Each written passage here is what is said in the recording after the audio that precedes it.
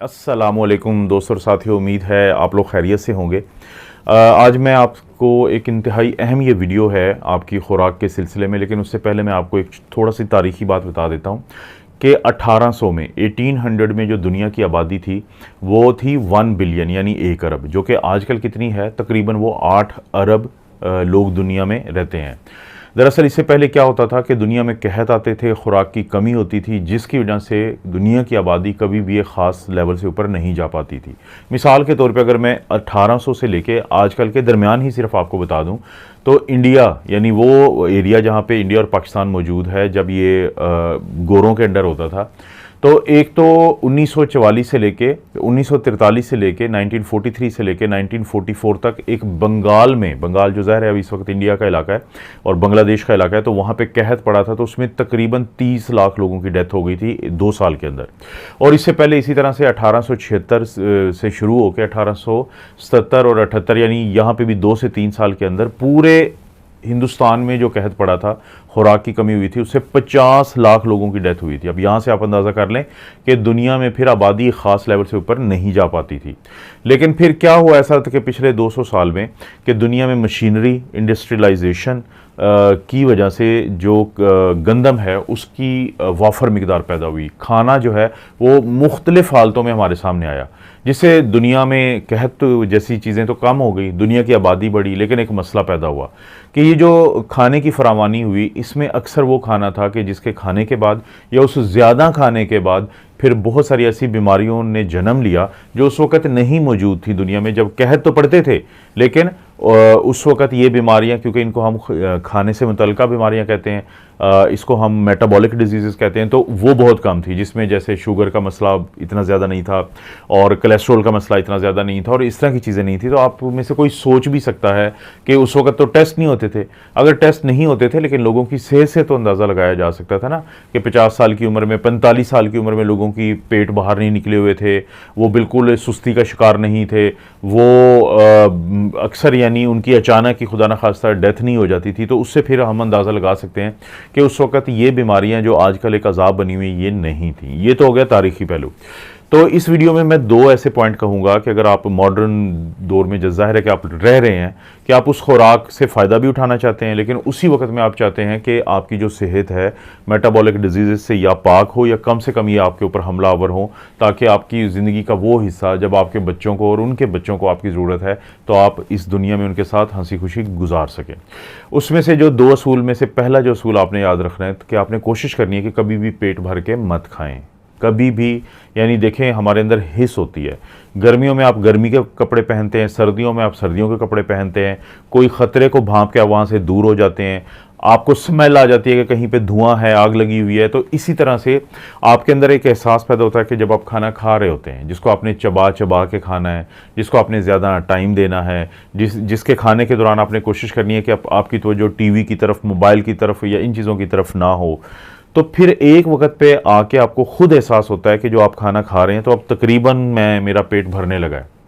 तो हम हमेशा कहते हैं कि अगर आपने 100% खाना खाते हैं आजकल, तो आप 75% पे रुक जाएं, 3/4 जब आपका खाना होता है तो वहाँ पे आके रुक जाएं। एक बड़ी मशहूर बात है लाहौर के बारे में कि लाहौरी जो हैं जब वो नाश्ते के लिए सुबह निकलते हैं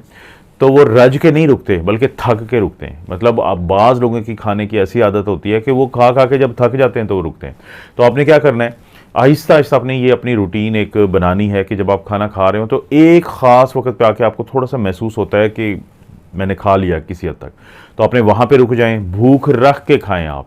तो जब आप भूख रख के खाएंगे उसका फ़ायदा क्या होता है, जैसे किसी मशीन में आप कोई चीज़ डालते हैं और वो मशीन उसको प्रोसेस करती है और उसके नतीजे में फिर आपको उस मशीन में डाली गई चीज़ों की कोई प्रोडक्ट मिलती है, वो जो चीज़ आप चाहते थे, तो आपकी आंतें बिल्कुल मशीनों की तरह काम करती हैं। अब आपने मुँह से खाया और आपका जो रेक्टम है, जो आपका एनल एरिया है, वहाँ से आपका निकल गई एक चीज़, तो इस दौरान आपके जिस्म को जो भी एनर्जी चाहिए होती है, जो तवानाई चाहिए होती है, वो आप अपनी आपकी खुराक से ही वो लेता है। अगर आप इसको भरते जाएंगे, इसकी जितनी जो चीज़ को ये हैंडल कर सकता है, ये मशीन जो है एक ख़ास मिकदार को आराम से हैंडल करेगी, आपको एनर्जी देगी, आपकी ज़रूरत पूरी हो जाएगी और आप अपने दिन भर के काम करेंगे। लेकिन फ़र्ज़ करें आप उससे कहीं ज़्यादा डाल देंगे, एक तो उसके ऊपर प्रेशर आ जाएगा, दूसरा ये होगा कि वो आपकी मशीन हर मशीन की तरह एग्जॉस्ट हो सकती है अगर उसको मुसलसल ज़्यादा काम करना पड़े। तो आपने कोशिश करनी है कि इस चीज़ को, अपनी मशीन को इस चीज़ से बचाना है और उतनी खुराक खानी है जिसके बगैर गुजारा नहीं है। और आपको फिर अगली खाने के दौरान या 2 खानों के दरमियान अगर आपको भूख का एहसास होता है तो आप कोई भी अच्छी चीज़ खा सकते हैं। तो एक तो ये तरीका है कि जो दुनिया की आबादी 1 अरब से 8 अरब तक गई है, फ्रॉम 1 बिलियन टू 8 बिलियन, और उसके नतीजे में हमें फिर बीमारियां भी मिली हैं, मेटाबॉलिक डिजीज़, कोलेस्ट्रोल के मसले और ये सारे। तो आप उन बीमारियों से एक तो इस तरीके से बच सकते हैं। दूसरा, अगर आप बहुत सारे और बीमारियों से बचना चाहते हैं जिसमें मोटापा भी है, जिसमें और भी आपकी आंतों के मसले हैं जिनकी वजह से हम हमेशा तंग रहते हैं, तो फिर दूसरा असूल आपने ये याद रखना है कि सूरज जब गरूब होता है, सनसेट का जब टाइम होता है, तो उसके बाद जितना जल्दी हो आप खाना खा सकें तो वो खाएं। यानी अपने रात के खाने को, अपने डिनर को आप लेट ना करें। बहुत सारे लोग ये गलती करते हैं कि वो रात के खाने को लेट कर देते हैं। आपने सोना तो है, या तो आप खुद अपने आप से पूछेंगे क्या ये हो सकता है कि आप आज रात ना सोएं, कल रात ना सोएं, ये तो मुमकिन नहीं है। तो आपने सोना है, आपका सिस्टम इस तरीके से बना हुआ है कि सोए बगैर आपका गुजारा नहीं है। तो कोशिश ये करें कि जब आपने सोना है उससे काफ़ी पहले, यानी इस चीज़ को ज़हन में रखें कि सूरज जब गरूब होता है उसके बाद खाने को, रात के खाने को आप बहुत लेट ना करें। बहुत सारे लोगों के ज़हन में आ जाता है कि अगर फ़र्ज़ करें कि सूरज गरूब होता है 7, साढ़े 7 बजे और आप रात को सोते हैं 12 बजे, और अगर आप 7 बजे के बाद या 8 बजे के से पहले खाना खा लेते हैं तो रात को तो आपको भूख लगेगी। तो उसका भी बड़ा सा आसान सा हल है। जैसे कल की वीडियो में भी मैंने थोड़ा सा जिक्र किया था कि अगर आप कोई नट्स रात को सोने से पहले ले लेते हैं, कोई 1 चम्मच शहद का ले लेते हैं, थोड़ा सा दलिया खा लेते हैं, कोई हल्की फुल्की चीज़ ऐसी खा लेते हैं, 1-2 केला खा लेते हैं, कोई भी लाइट सी चीज़ अगर आप रात को भी खा लें तो वो आपके लिए फ़ायदा है, उसका नुकसान नहीं। लेकिन जो मेजर आपका मील है, जो आपका डिनर है, उसको आप बहुत लेट ना करें। बदकिस्मती से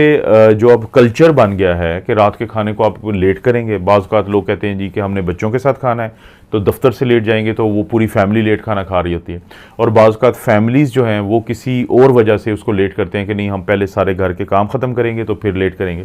तो इससे क्या होता है कि रात को जब आप लेट खाना खाते हैं तो पेट की बीमारियाँ बढ़ती हैं, उससे ज़हनी अमराज ज़्यादा बढ़ते हैं, क्योंकि जो रात की पुरसकून नींद होती है फिर अक्सर लोगों को वो नहीं मिल पाती। तो ये जो 2 चीज़ें हैं, इनका आप अगर ख़ास तौर पे ख्याल रखते हैं तो यानी